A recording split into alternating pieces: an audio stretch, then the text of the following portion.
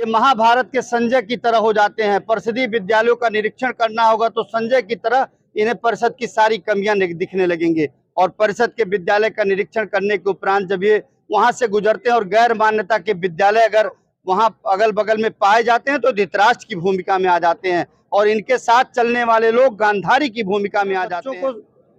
शैक्षिक की गुणवत्तापूर्ण शिक्षा दी जा रही है, न उनको शासन की मंशा के अनुरूप उनको शासन की योजनाओं का लाभ प्राप्त हो रहा है, न उनको योग्य शिक्षक मिल रहे हैं, न योग्य शिक्षा मिल रही है।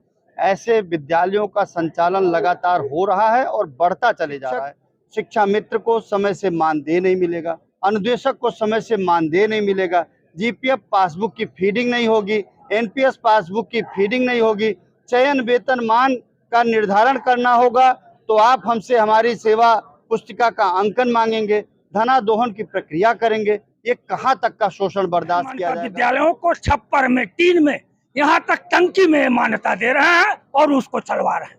सारा उद्देश्य धनादोहन। गैर मान्यता प्राप्त विद्यालयों से कहीं ना कहीं इनको मोटी रकम मिलती है, उन्हीं के बलबूते, अधिकारियों के बलबूते पर ये गैर मान्यता विद्यालय चल रहे हैं और इसी नाते गैर मान्यता विद्यालय बंद नहीं हो रहे। जिले में जिला बेसिक शिक्षा अधिकारी कार्यालय का परिसर और यहाँ उत्तर प्रदेशीय प्राथमिक शिक्षक संघ के लोग हैं जो उत्तर प्रदेशीय प्राथमिक शिक्षक संघ के जिला अध्यक्ष चंद्रिका सिंह और महामंत्री बालकृष्ण ओझा के नेतृत्व में बड़ी संख्या में शिक्षक पहुंचे हैं, शिक्षा मित्र पहुंचे हैं और अनुदेशक पहुंचे हैं। इनके कुछ मांगे हैं, जायज मांगे हैं, जिसे लेकर ये धरनारत है।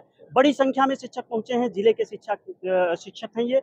इनसे हम बातचीत करेंगे और इनकी समस्याओं को जानने का प्रयास करेंगे कि आखिर किन मांगों को लेकर के एक दिवसीय धरने पर बैठे हुए हैं, इनकी क्या मांगे हैं, किस लिए बैठे हैं। तो हमारे बीच में शिक्षक संघ के पदाधिकारी हैं, तो उनसे हम बातचीत करेंगे। हमारे पास देख रहे हैं ये शिक्षक संघ के जिले के मंत्री हैं बालकृष्ण ओझा जी। ओझा जी, क्या कुछ समस्याएं हैं जिसे लेकर के धरने पर बैठना पड़ा है? मैं आपके माध्यम से अवगत कराना चाहता हूं कि गैर मान्यता प्राप्त विद्यालय जो पूरे जिले में कुकुरमुत्तों की तरह उठ गए हैं, जिनमें न बच्चों को शैक्षिक की गुणवत्तापूर्ण शिक्षा दी जा रही है, न उनको शासन की मंशा के अनुरूप उनको शासन की योजनाओं का लाभ प्राप्त हो रहा है, न उनको योग्य शिक्षक मिल रहे हैं, न योग्य शिक्षा मिल रही है।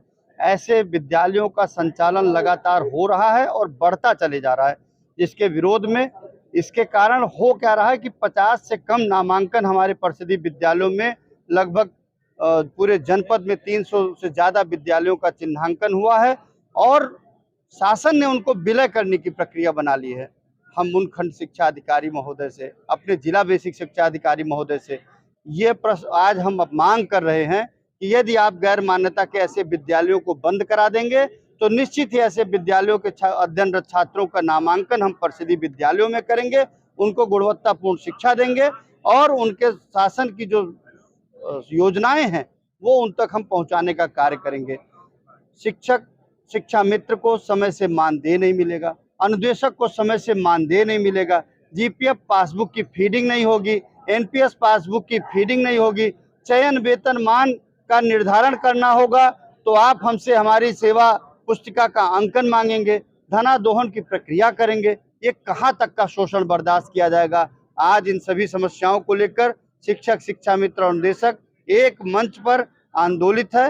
यदि इन समस्याओं का, इन मांगों का निराकरण नहीं किया जाता है तो भविष्य में हम अगली रणनीति बना करके विभाग के अधिकारियों के विरुद्ध नई रणनीति के तहत अपना आंदोलन कार्य करने का करेंगे।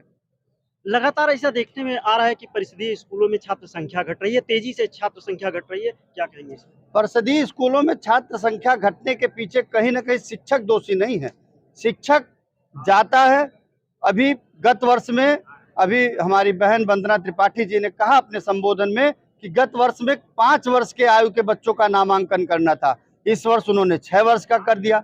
जो गैर मान्यता के विद्यालय हैं, जो या मांटेसरी के विद्यालय हैं, वो 4 ही साल से बच्चों को अपने विद्यालयों में नामांकन कर ले रहे हैं। न उनके पास व्यवस्थाएं हैं, न पंखा है, न टीन शेड में उन्हें व्यवस्था करनी है। जब 3 या 4 साल का बच्चा कहीं नामांकन हो जाएगा तो परिषदीय विद्यालयों में नामांकन की कमी स्वतः होती जा रही है। इसीलिए हम लोगों ने सबसे बड़ा कुठाराघात इस बार हमारी प्रथम मांग है कि गैर मान्यता के जो विद्यालय हैं उनको बंद कराया जाए और उन पर विधिक कार्रवाई करते उनके संचालकों के विरुद्ध 1 लाख का जुर्माना अधिरोपित हो और अधिरोपित जुर्माने के पश्चात भी यदि विद्यालय का संचालन करते हैं तो प्रतिदिन उन्हें 10,000 रुपया जुर्माना अधिरोपित किया जाए।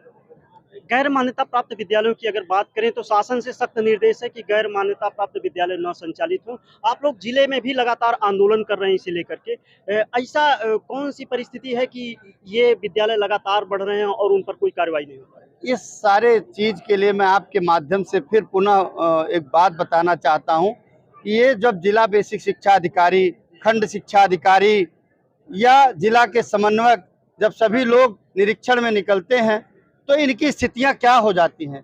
इनकी स्थितियां हो जाती हैं ये महाभारत के संजय की तरह हो जाते हैं। परिषदीय विद्यालयों का निरीक्षण करना होगा तो संजय की तरह इन्हें परिषद की सारी कमियां दिखने लगेंगे और परिषद के विद्यालय का निरीक्षण करने के उपरांत जब ये वहां से गुजरते हैं और गैर मान्यता के विद्यालय अगर वहां अगल बगल में पाए जाते हैं तो धृतराष्ट्र की भूमिका में आ जाते हैं और इनके साथ चलने वाले लोग गांधारी की भूमिका में आ जाते हैं। इन्हें तब गैर मान्यता के विद्यालय नहीं दिखाई देते हैं। ये इनका दोष है और इनके दोष के वजह का परिणाम कोई भोग रहा है तो बेसिक शिक्षा विभाग भोग रहा है, उसका शिक्षक भोग रहा है और गैर मान्यता में अध्ययनरत जो छात्र हैं वो भी इनके ही परिणामों का दंड भोग रहे हैं। मांगे नहीं मानी जाती हैं तो आगे की क्या रणनीति? यदि मांगे नहीं मानी गई, यदि हमारी गैर मान्यता के विद्यालय जीपीएफ पासबुक, एनपीएस पासबुक और शिक्षा मित्र मानदेय, अनुदेशक मानदेय समय से नहीं जारी किया गया तो निकट भविष्य में हम आज जिला बेसिक शिक्षा अधिकारी कार्यालय पे धरना दिए हैं। इसके बाद हम हर ब्लॉकों पर विद्यालय समय के उपरांत लगातार धरना चलाएंगे और किसी भी खंड शिक्षा अधिकारी को वहीं पर रुकने, ब्लॉक मुख्यालय पर रुकने के लिए मजबूर कर देंगे। तो ये हैं शिक्षक संघ के जिला महामंत्री बालकृष्ण ओझा जी। इनका साफ तौर पर कहना है कि इनकी जो प्रमुख समस्या है, जो गैर मान्यता प्राप्त विद्यालय चल रहे हैं उससे कहीं न कहीं छात्र संख्या लगातार घट रही है और कहीं न कहीं उनको संरक्षण मिल रहा है। इनका जो आंदोलन है ये लगातार जारी रहेगा जब तक इनकी मांगे नहीं मानी जाती। हमारे साथ कुछ और शिक्षक नेता हैं, उनसे भी हम बात करेंगे और इनकी समस्याएं जानने का प्रयास करेंगे। प्रवीण श्रीवास्तव जी हैं, शिक्षक नेता हैं और शिक्षा मित्र संघ के पदाधिकारी भी आप हैं। प्रवीण जी, क्या कुछ समस्याएं हो रही है? शिक्षकों की जो भी समस्याएं हैं वो सरकार की देन है। सरकार दोहरी रणनीति के तहत काम कर रहा है, चाहे वो शिक्षक का हो, चाहे शिक्षा मित्र का हो, चाहे अनुदेशक साथी का हो। अधिकारी विभाग के धनादोहन के प्रयास में, क्योंकि गैर मान्यता प्राप्त विद्यालयों से कहीं ना कहीं इनको मोटी रकम मिलती है, उन्हीं के बलबूते, अधिकारियों के बलबूते पर ये गैर मान्यता विद्यालय चल रहे हैं और इसी नाते गैर मान्यता विद्यालय बंद नहीं हो रहे हैं। इंटर पास, हाई स्कूल पास अध्यापक और अध्यापिका मांटेसरी स्कूल में पढ़ा रहे हैं और वो इंटर पास वाली और हाई स्कूल वाले हम अध्यापकों को, हम शिक्षा मित्रों को कहते हैं वो कुछ नहीं पढ़ाते हैं। अब आप बताइए, आज के डेट में प्राथमिक में ऐसा कोई शिक्षक नहीं है जो कम से कम बीटीसी ना हो। और आज की जो स्थिति है कि हमारे जो नए शिक्षक हैं टेट हैं, सुपर टेट हैं, लेकिन सही चीज ये है कि हमारे विद्यालयों को कहीं ना कहीं चरित्र हनन विभागीय अधिकारियों द्वारा किया जाता है। अभी आज हमने एक ताजा खबर देखी है कि अध्यापकों का साइलेंसर चेक किया जा रहा है। हम लोग चोर हैं, उचक्के हैं, ये पता लगाया जाता है कितने देर पहले आए। तो सरकार की दूषित मानसिकता है। अगर शिक्षक, शिक्षा मित्र और अनुदेशक एकजुट नहीं हुए तो हमारे भविष्य पर संकट है। लेकिन अधिकारी, वो चाहे खंड शिक्षा अधिकारी हो, चाहे बीएसए हो और चाहे ये मानदेय कर्मी डीसी, सबसे ज्यादा रुतबा हमारे मानदेय के डीसी दिखलाते हैं। ये 30,000 मानदेय पाने वाले कम से कम 60,000 पाने वाले अध्यापक को धौंस दिखाते हैं। ये हमारा, आप सोचिए, ये हमारी बेइज्जती है, अपमान है और इस सरकार में ही अपमान संभव है। और अब हम लोगों ने कमर कस लिया है। अगर सरकार नहीं चेती और बीएसए बस्ती नहीं चेते तो हमारा आदरणीय चंद्रिका सिंह के नेतृत्व में बहुत बड़ा आंदोलन होगा, जिसके लिए ये लोग तैयार हैं। प्रवीण जी, ये कर्मचारी जो हैं वो अपना काम कर रहे हैं, जो प्रशासनिक अधिकारी हैं ऐसी कौन सी मजबूरी है उनके सामने कि ये जो गैर मान्यता प्राप्त विद्यालय हैं उन पर कार्रवाई नहीं हो पा रही? इनकी सबसे बड़ी मजबूरी है रुपया। पहले ये अध्यापकों से पैसा दूसरे तरीके से लेते थे। आज के डेट में अध्यापक हमारा पंचुअल है। हमारा हर अध्यापक, हमारा हर शिक्षा मित्र, हमारा हर अनुदेशक विद्यालय जा रहा है, पढ़ा रहा है और विद्यालयों को निपुण बना रहा है, जो इनका टारगेट है। तो पैसा नहीं पा रहे हैं तो गैर मान्यता विद्यालयों को छप्पर में, टीन में, यहाँ तक टंकी में मान्यता दे रहे हैं और उसको चलवा रहे हैं। सारा उद्देश्य धनादोहन का है। और सुनिए, हम लोग आंदोलन कर रहे हैं, देखिएगा, जिससे ये 10,000 महीना लेते थे, कल से उससे 50,000 लेंगे। इसमें हम मीडिया से और आम लोगों से वो अनुरोध करते हैं कि हम लोगों का सहयोग करें और गैर मान्यता विद्यालयों को बंद करवाएं। परिषदीय स्कूलों में लगातार घटती संख्या पर क्या है? परिषदीय विद्यालयों में घटती संख्या का केवल एकमात्र रीजन है, हम बच्चों को लाते हैं। अब हम 6 साल के बच्चों को ला रहे थे, सरकार को लगा कि मास्टर मेहनत करके बच्चों को ला रहे हैं, उनकी उम्र घटा दी गई। आप बताइए, कोई अपने बच्चे को आज के समय में, वर्तमान परिस्थितियों में, प्राइमरी स्कूल में पढ़ाने के लिए 6 साल रखेगा घर पे? मांटेसरी वाले 3 साल में कब्जा कर ले रहे हैं, लोक लुभावन दिखला रहे हैं उनको। अब प्राइमरी के सामने मांटेसरी की क्या औकात है?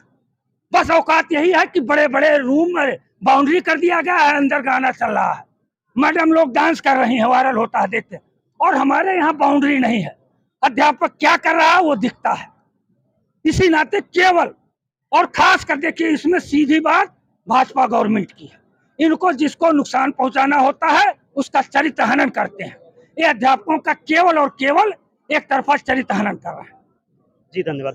तो ये हैं शिक्षक संघ के पदाधिकारी हैं, जिनका साफ तौर पर कहना है कि जो गैर मान्यता प्राप्त विद्यालय हैं जनपद में बड़ी संख्या में, उस पर प्रशासनिक तौर पर कोई कार्यवाही नहीं हो पा रही है और इससे लगातार परिषदीय स्कूलों में छात्र संख्या घट रही है। आप पीछे देख सकते हैं, बड़ी संख्या में शिक्षक पहुंचे हैं, जिले के शिक्षक हैं, शिक्षा मित्र हैं और निदेशक हैं, ये बड़ी संख्या में